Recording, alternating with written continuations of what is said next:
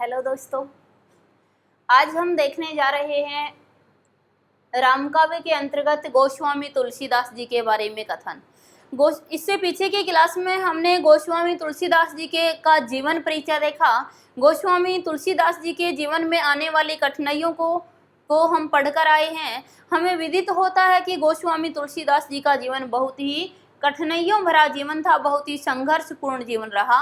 लेकिन फिर भी गोस्वामी तुलसीदास जी ने विश्व में अगर 100 ग्रंथों को लिया जाए तो उसमें 10वां ग्रंथ किसका आता है?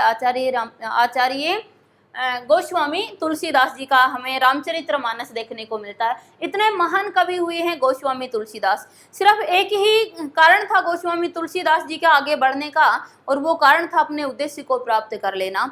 और अपने उद्देश्य की प्राप्ति के लिए गोस्वामी तुलसीदास ने इस संघर्ष भरे रास्ते को भी अपनाया और अंत में अपने लक्ष्य तक भी पहुंच गए।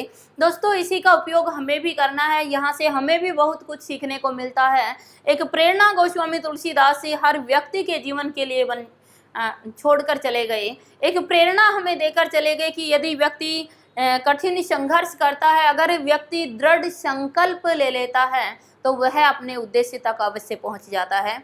दोस्तों, हमें भी कुछ ऐसा ही दृढ़ संकल्प आज लेना होगा कि जिस भी परीक्षा की हम तैयारी करते हैं उस तैयारी में अपने आप को भुला दें, अपने आप को मिटा दें और सिर्फ हमारा उद्देश्य हमें नजर आए तो अवश्य ही हम सफल होंगे। आइए तुलसीदास जी के बारे में हम देखते हैं कि जो तुलसीदास जी थे, इनके जीवन परिचय को देखते हुए इन्होंने जो काव्य लिखा उसे काव्य का विश्लेषण कर कौन कौन से इतिहासकार ने इन्हें क्या क्या नाम दे दिया, क्या कहकर इन्हें पुकारा, आज हम वो देखने जा रहे हैं। देखिए, सबसे पहले आता है कि तुलसीदास ने अपनी नारी पात्रों को आदर्शवान और चरित्र प्रधान बताया है। तुलसीदास ने अपने ग्रंथ में जितने नारी पात्र लिए हैं सभी को एक उज्जवल आदर्शवान बताया, एक उज्जवल चरित्रवान हमारे सामने प्रदर्शित किया। उसके बाद है कि ये अकबर के समकालीन थे। दोस्तों, बहुत बार पेपर में पूछा जाता है कि तुलसीदास किसके समकालीन थे, तो अकबर के समकालीन थे, मुगल वंश के राजा अकबर के समकालीन थे। आइए देखते हैं तुलसीदास जी को किसने क्या क्या नाम दिया, प्रस्तोता कौन थे और उन्होंने क्या कथन तुलसीदास के बारे में कहा या तुलसीदास को किस नाम से पुकारा। तो सबसे पहले हमारे पास आते हैं आचार्य रामचंद्र शुक्ल। आचार्य रामचंद्र शुक्ल ने तुलसीदास जी को स्मार्ट वैष्णव कहा। शुक्ल कहते हैं कि तुलसीदास जी एक स्मार्ट वैष्णव थे। उसके बाद आता है नाभादास। नाभादास ने कली काल का वाल्मीकि कहकर पुकारा। उसके बाद है जॉर्ज गिरियर्सन। जॉर्ज गिरियर्सन ने गोस्वामी तुलसीदास को बुद्ध देव के बाद सबसे बड़ा लोकनायक कहा। उसके बाद है स्मिथ। स्मिथ ने मुगल काल का सबसे महान व्यक्ति कह दिया। और रामविलास शर्मा आते हैं। रामविलास शर्मा जी ने हिंदी का जातीय कवि कहकर पुकारा। उसके बाद आते हैं अमृतलाल नागर। अमृतलाल नागर ने तुलसीदास जी को मानस का हंस कहा। उसके बाद आते हैं हजारी प्रसाद द्विवेदी। और हजारी प्रसाद द्विवेदी ने भारत का लोक नायक कहकर पुकारा। हजारी प्रसाद द्विवेदी का कहना है कि गोस्वामी तुलसीदास जी भारत के लोक नायक कहलाए। भारत के लोक नायक के नाम से इन्हें संबोधित किया हजारी प्रसाद द्विवेदी जी ने। आइए अब हम देखते हैं थोड़ा सा विश्लेषण इनका कि आचार्य रामचंद्र शुक्ल ने कहा स्मार्ट वैष्णव। आचार्य रामचंद्र शुक्ल ने कहा कि तुलसीदास जी थे वो एक स्मार्ट वैष्णव थे। वैष्णव संप्रदाय को इन्होंने अपनाया था और श्री संप्रदाय से ये सम्मानित थे और इन्होंने श्री विशिष्टाद्वैतवाद का पालन किया। तो इसलिए आचार्य रामचंद्र शुक्ल ने इन्हें स्मार्ट वैष्णव कहकर पुकारा। याद कैसे रखें? शुक्ल से याद रखेंगे स्मार्ट। शुक्ल वैसे ही स्मार्ट थे ना। आचार्य रामचंद्र शुक्ल के बारे में जानते ही होंगे सभी। आचार्य रामचंद्र शुक्ल एक ऐसी महान हस्ती हमारे साथ थे, हमारे हिंदी साहित्य में थे कि जिनके योगदान को हम कभी भुला नहीं सकते हैं। एक सबसे बड़े आलोचक हिंदी साहित्य में माने गए आचार्य रामचंद्र शुक्ल। तो शुक्ल बड़े ही स्मार्ट व्यक्ति थे। बस स्मार्ट से हम याद रखें, इन्होंने तुलसीदास को भी क्या कह दिया? स्मार्ट वैष्णव कहा। उसके बाद आते हैं नाभादास।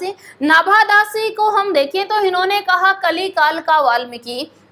दोस्तों, आज जो कली काल है, जो कलयुग है, एक नभ में चल रहा है ना। नभ का अर्थ होता है बीच, कलिकाल का नभ काल अब चल रहा है। तो बस हम याद रख लें कि नाभादास ने क्या कहा, कलिकाल का वाल्मीकि कहा, कलिकाल का वाल्मीकि, यानी नाभादास ने कलिकाल, ये जो कलयुग है इसका नभ बताया है कि नभ के क्या थे, ये वाल्मीकि थे, कि क्योंकि जो तुलसीदास थे वो कलिकाल के नभ के वाल्मीकि कहलाए। उसके बाद है जॉर्ज ग्रियर्सन। जॉर्ज ग्रियर्सन, देखो ग्रियर्सन ने कहा बुद्ध देव के बाद सबसे बड़ा लोकनायक। जॉर्ज ग्रियर्सन कहते हैं कि उत्तरी भारत में तुलसीदास का जो सम्मान है वो कभी समाप्त ही नहीं हो सकता है। उत्तरी भारत में तुलसीदास प्रत्येक व्यक्ति के हृदय में रम गए हैं, प्रत्येक व्यक्ति के हृदय में उतर गए हैं।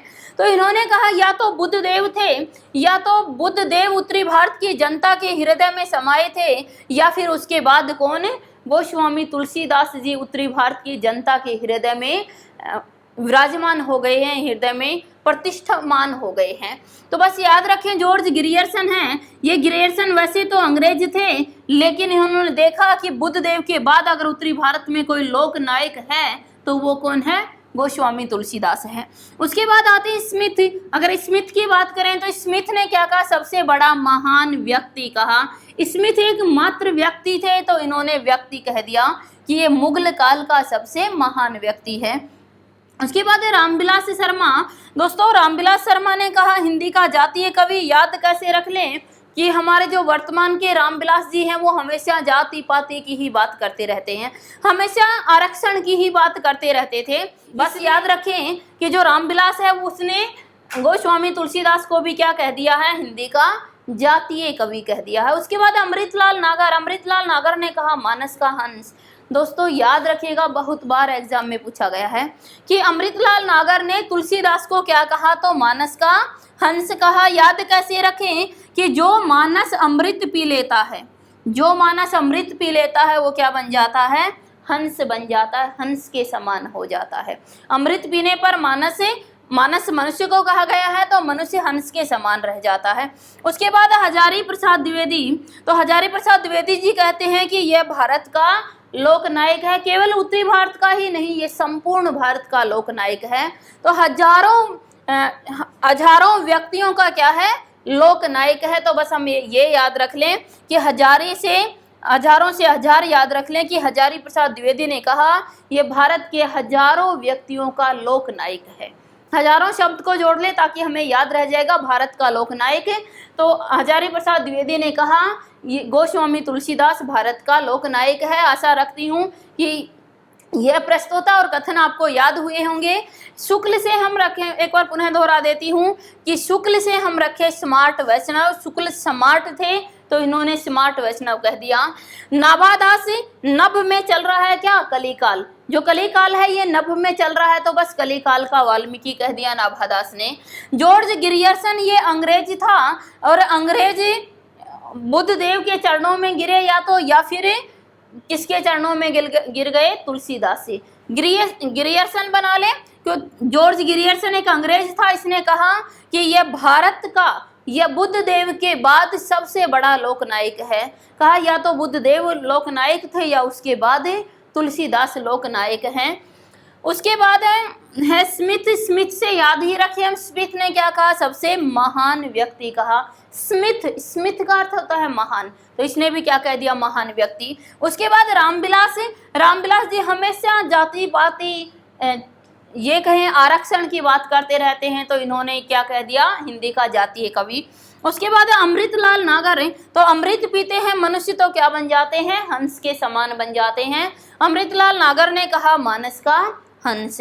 उसके बाद हजारी प्रसाद द्विवेदी ने कहा भारत का सबसे बड़ा लोकनायक है, यानी भारत की हजारों व्यक्तियों का लोकनायक कहलाया, भारत का सबसे बड़ा लोकनायक कहलाया, भारत का लोकनायक कहलाया।